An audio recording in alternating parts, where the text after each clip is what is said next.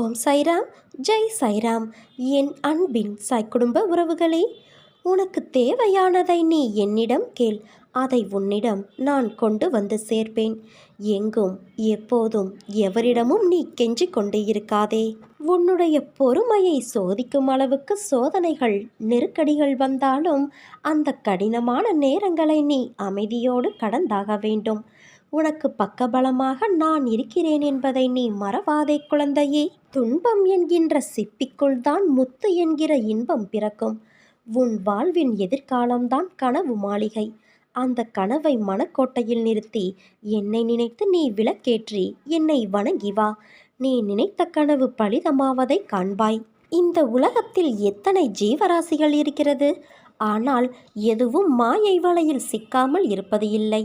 இந்த பிரபஞ்சத்தில் நீ எதை விதைத்து அதன்படி வாழ்ந்தாலும் இந்த மாயை இடைத்தரகராக வந்து உன்னை அலைக்கழிக்கும். எந்த காலகட்டத்திலும் மாயைக்கு இயற்கை துணையாக நிற்கும். நீ நல்லது செய்து கெட்டதாக முடிவதும் கெட்டது செய்து நல்லதாக முடிவதும் மாயை சக்தியால் தான் நடக்கிறது.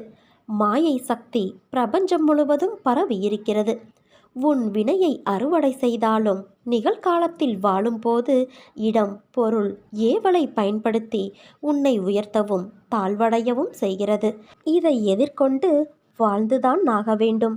நிகழ்காலத்தில் உனக்கு பல பாடங்களை கற்பிக்கிறது இந்த மாயை. மாயையை வெல்வது எப்படி?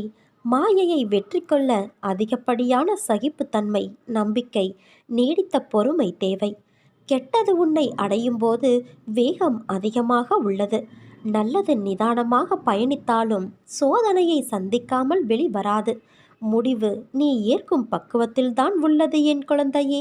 அதை மனதார ஏற்றுக்கொள். மனதில் எதையும் தாங்கி சோகத்தில் மூழ்காமல் அதோடு பயணிப்பதே மாயையை எதிர்கொள்ள சிறந்தது.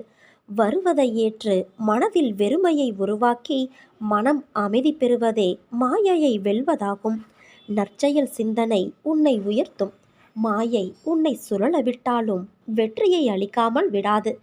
உன் வினை உன்னை துன்புறுத்தி வேதனையில் அலையவிட்டாலும் அதை மனதார ஏற்றுக்கொள். இதுவே வினை அறுக்கும்.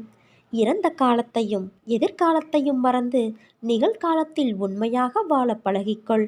நீ செய்த செயலை நினைத்து அதில் தவறான செயல் இருப்பதை அறிந்து அது மீண்டும் வராமல் பார்த்துக்கொள். தவறு செய்வது இயல்பு, ஆனால் அதை மீண்டும் செய்யாமல் பார்த்துக்கொள் குழந்தையே. பிறர் உன்னால் படும் வேதனையே உனக்கு வினையாக தொடர்ந்து மாயையில் சிக்க வைக்கும். பொறுமையும் நிதானமும் அவசியம் தேவை. இதைவிட மிக பெரியது சகிப்புத்தன்மை. சகிப்புத்தன்மை கொண்டவன் மாயையை வென்று விடுகிறான். அதனால் வாழ்க்கை பயணத்தை இனிமையாக்கி மாயையை வெற்றிக்கொள். நீ நம்பிக்கையோடு இருந்தால் நல்லதே நடக்கும். சாயிருக்க பயமேன்.